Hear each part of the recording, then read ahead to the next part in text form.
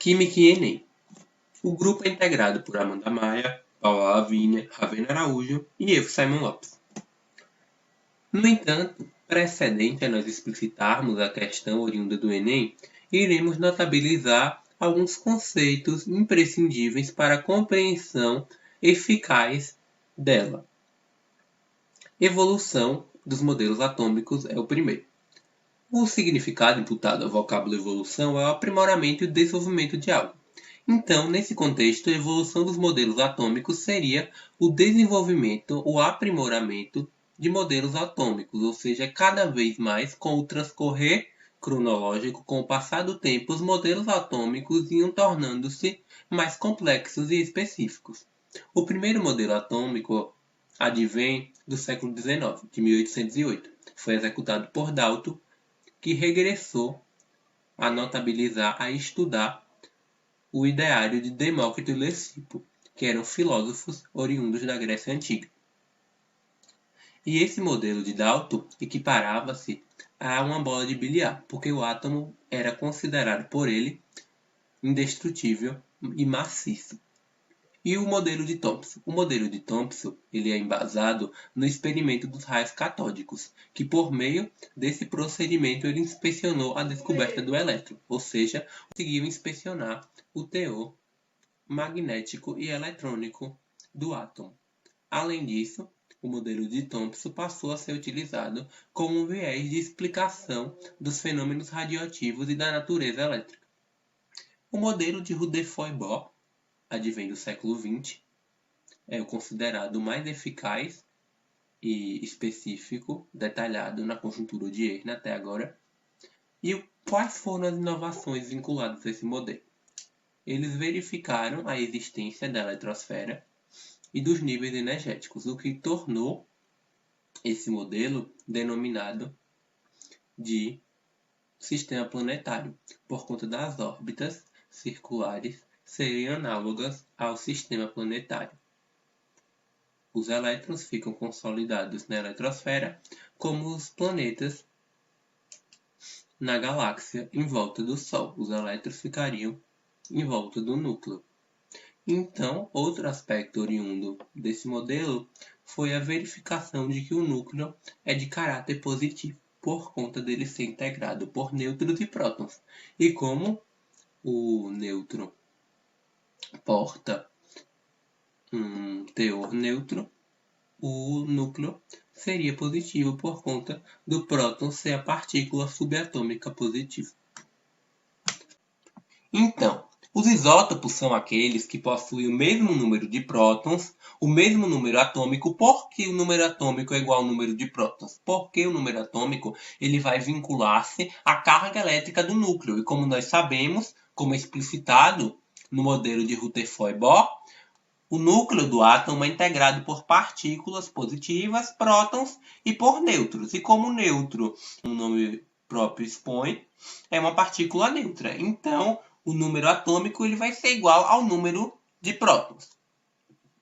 E diferentes números de massa e de nêutrons. E é importante explicitar, notabilizar que um meio de memorizar as características oriundas dos isótopos é verificar que o termo isótopo é integrado pela letra P, e P vincula-se a próton, como nós podemos verificar nos exemplos.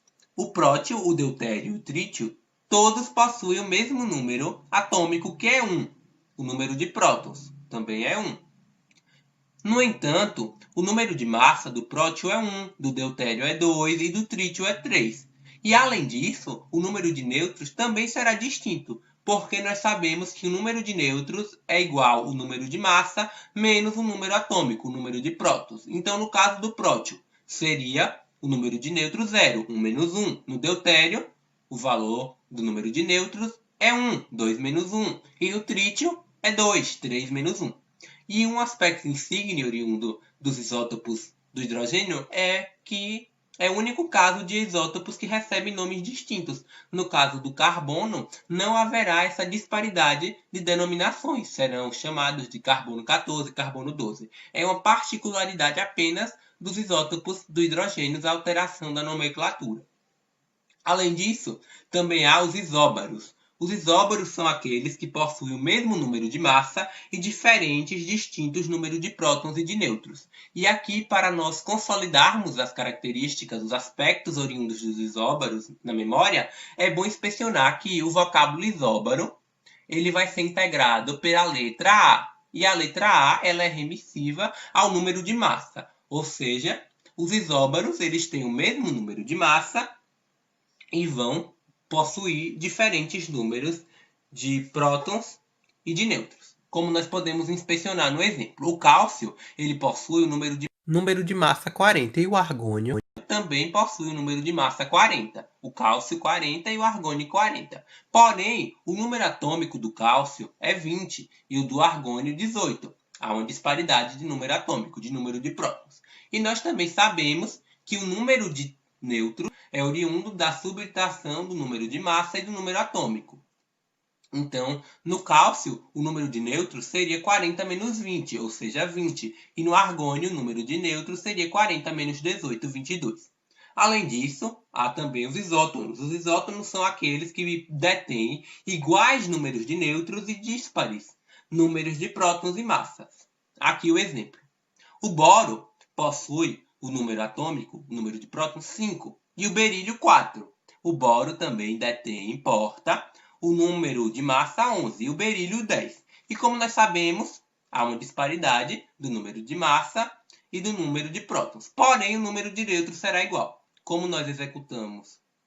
Quando nós executarmos a subtração do número de massa pelo número atômico. Então, 15 menos 5 é igual a 6. Do bromo, o número de nêutrons oriundos do bromo é 6. E no berílio, 10 menos 4 também é igual a 6. Portanto, o número de nêutrons é igual nessas duas substâncias, nesses dois elementos. E outro aspecto relevante é que, para nós memorizarmos essa característica, é verificarmos que a palavra isótono será integrada, portará o termo a letra N. E a letra N ela é vinculada ao número de nêutrons. Além disso, há os isoeletrônicos. Os isoeletrônicos, como o próprio nome expõe, eletrônicos, advém de elétron, são aqueles que portam o mesmo número de elétrons. Nós podemos verificar aqui na questão do sódio. O sódio é um cátion, ou seja, uma partícula, um íon positivo. A gente pode inspecionar isso por conta da presença do mais aqui, que explicita que ele tem um próton a mais que um elétron. Então, nós sabemos que o número de prótons é 11. Então, o número de elétrons, para que haja um próton a mais que um elétron, deverá ser 10. Além disso, nós podemos verificar que, no outro caso, no oxigênio, é um ânion, porque há mais elétrons do que prótons. Isso fica insigne com a presença do 2 menos, do menos 2, que expõe que é uma substância, um elemento que está eletricamente negativo. A gente pode verificar que se o número de prótons é 8, o número de elétrons, para ser 2 unidades a mais, deverá ser 10. E no número, e aqui na outra substância, no gás nobre, o neônio, nós podemos verificar que é uma partícula, um elemento neutro, ou seja, o mesmo número de prótons vai ser igual ao elétron. Não há nenhum sinal que expõe que ele seja um ânodo ou um cátion. Então, nós podemos inspecionar que se o número de prótons é 10, o número de elétrons também será 10, porque eles têm que se anularem para tornar o elemento eletricamente nulo. Um átomo eletricamente neutro. Então, primeiramente, antes de começarmos a falar especificamente sobre os modelos atômicos que já existiram e os considerados hoje em dia, nós precisamos lembrar que o questionamento sobre a nossa existência, de onde viemos, de que fomos feitos, de que o mundo como um todo é feito, sempre existiu no imaginário humano. Então, desde a antiguidade, mais especificamente na Grécia Antiga, pessoas como Leucipo e Demócrito, por exemplo, isso há 450 anos antes de Cristo, já faziam questionamentos e discutiam sobre o assunto. Porém, apenas no século XIX, mais especificamente em 1808, com o modelo de Dalton atômico, a comunidade científica ela passou a se debruçar mais sobre o assunto e a procurar mais embasamentos e teorias sobre. Dito isso, a primeira coisa que nós precisamos lembrar quando falamos do modelo de Dalton é a diferença entre postulados e confirmações. O postulado ele é um princípio ou um fato que não tem confirmação, mas mesmo assim é aceito como se tivesse. E é isso basicamente que é constituído o modelo de Dalton. São postulados, ele nunca conseguiu comprová-los efetivamente, ele tinha sua teoria e ela foi muito bem aceita pela comunidade científica da época. E, inegavelmente, trouxe muitas contribuições para a evolução das teorias atômicas e afins. Então, o primeiro postulado de Dalton era sobre o átomo indivisível, indestrutível e maciço. Ele acreditava que o átomo não conseguia se dividir. Isso acontecia porque, na época, não se sabia dos elétrons, dos prótons e dos nêutrons. Então, para a comunidade científica da época, o átomo era a última coisa existente, digamos assim. E por isso seria indivisível.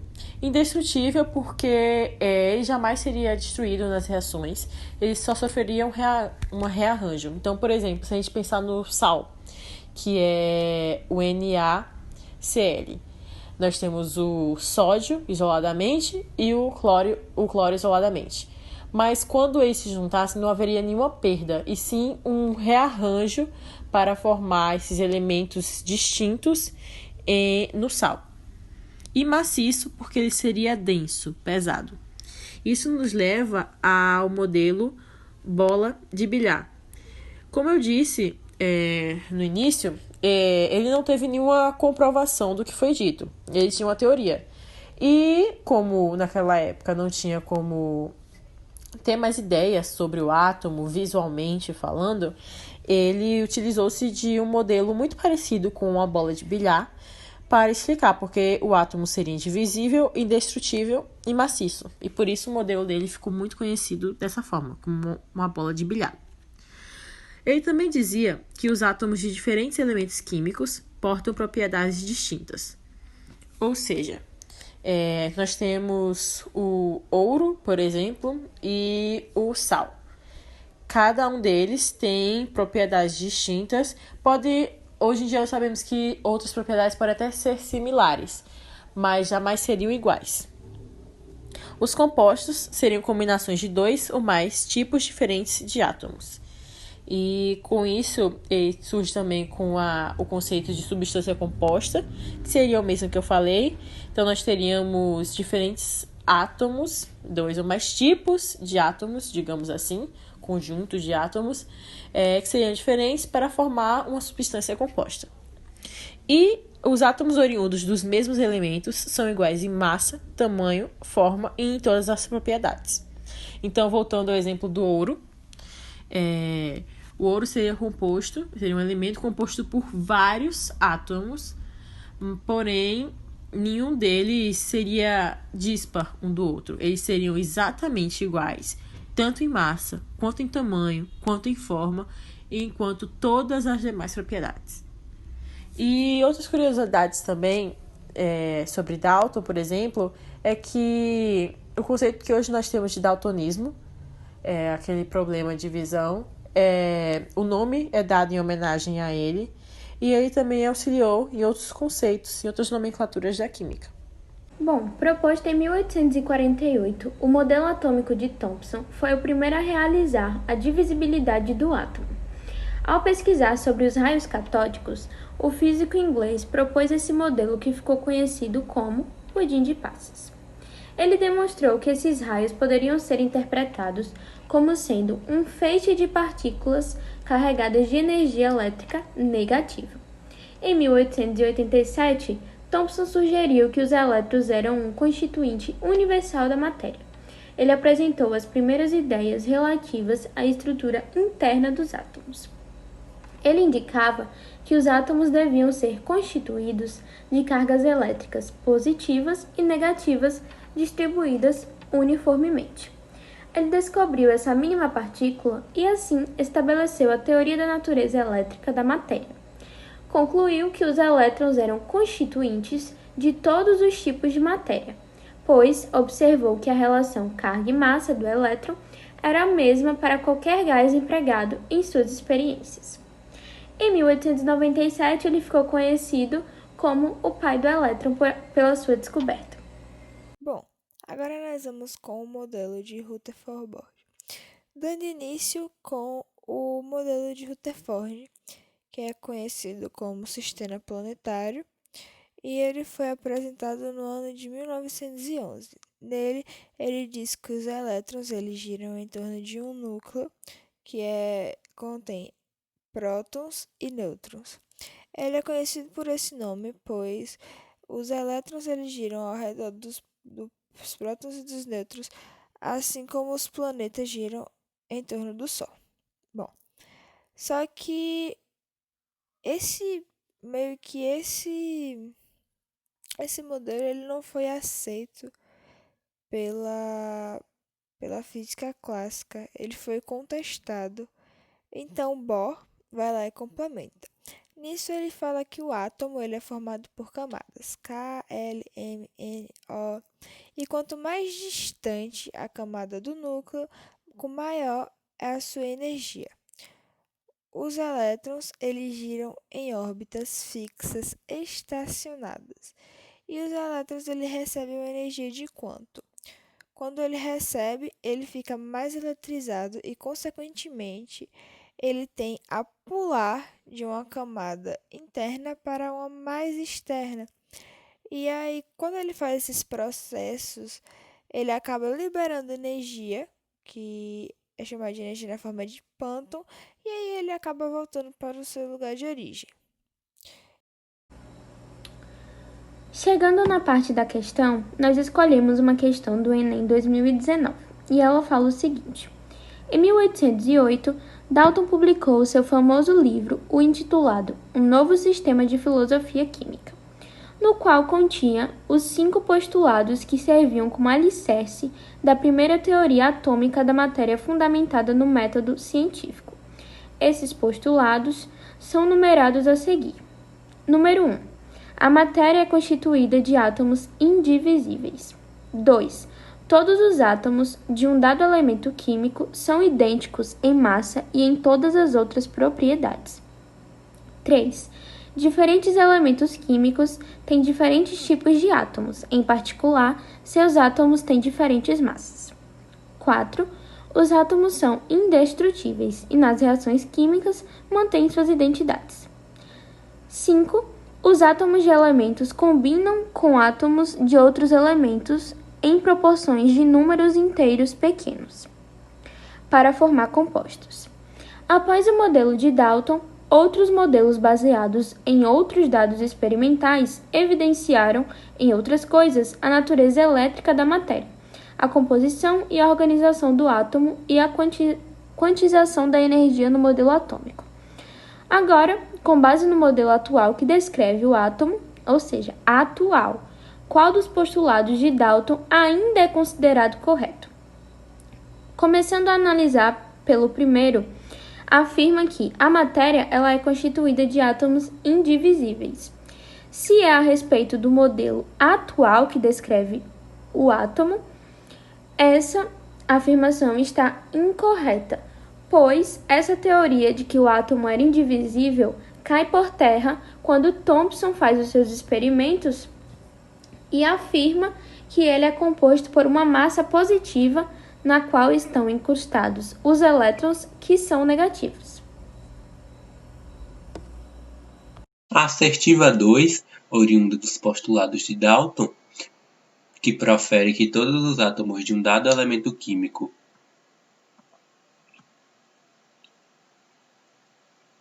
são idênticos em massa e em todas as outras propriedades, está equivocado, porque Hoje já existe o conceito de isótopos, que são átomos oriundos do mesmo elemento químico, que possuem o mesmo número de prótons, o mesmo número atômico, claro, se são do mesmo elemento químico, porém díspares, distintos números de massa e de nêutrons, como é o caso dos isótopos de hidrogênio, que é o prótio, que porta a massa 1, deutério, que porta o número de massa 2, e trítio, que porta o número de massa 3. E os três isótopos possuem o mesmo número de próton, o mesmo número de prótons, que é 1, o mesmo número atômico, ou seja, são átomos vinculados a um mesmo elemento químico que detém número de massa diferentes. E a assertiva 3, a proposição 3, expõe que diferentes elementos químicos têm diferentes tipos de átomo. Seus átomos, em particular seus átomos, já têm diferentes massas. Aqui o equívoco está em seus átomos têm diferentes massas, já que existe o conceito de isóbaros, de elementos os quais átomos que possuem o mesmo número de massa e diferentes números de prótons e nêutrons, que é o caso do argônio e do cálcio, que ambos possuem o número de massa de 40. Então, a preposição 2 é desmentida, é refutada pela existência dos isótopos, e a assertiva 3 pelo ideário dos isóbaros, pela existência dos isóbaros. Já no postulado 4, nós temos que os átomos são indestrutíveis e nas reações químicas mantêm suas identidades. Ambas as assertivas estão erradas e nós conseguimos observar isso, por exemplo, no último modelo, explicitado por Ravenna, no qual Rutherford e Bohr eles afirmam que os átomos possuem nêutrons, prótons e elétrons, ou seja, o átomo ele não seria o último elemento, a última partícula existente. Depois dele, ainda existiriam mais coisas. Então, essa ideia da indestrutibilidade do átomo, ela vem desde o modelo de Dalton, né, como eu tinha falado, mas hoje em dia ela não mais é aceita porque nós descobrimos que sim, depois dele ainda existem mais coisas. E do mesmo modo, nas reações químicas, as identidades dos átomos, elas não são mantidas. E por que eu digo isso? Porque nas reações são formados cátions ou ânions, ou seja, a perda ou o ganho de elétrons. E, por exemplo, no primeiro modelo de Dalton não havia como saber disso porque nós não sabemos da existência do elétron ainda. Mas hoje já é algo que a comunidade científica sabe, aceita e ele é muito bem estudado. Então, não, os átomos eles não mantêm suas identidades nas reações químicas. Eles, inclusive, formam moléculas. Bom, aqui nós temos os 5 principais postulados de Dalton e a questão pede que a gente identifique qual é considerado verdadeiro ainda atualmente. Bom, aqui nós temos o 5 que fala: átomos de elementos combinam com átomos de outros elementos em proporções de números inteiros pequenos para transformarem em compostos. Na época de Dalton, a gente analisa que ele já pensava em algo relacionado a ligações químicas. Ele só ainda não utilizava esses nomes como conceito. Aí ele pensava da forma que, se os átomos eles se unissem, essas ligações elas seriam transformadas em compostos. Por isso, a alternativa do gabarito é a letra E.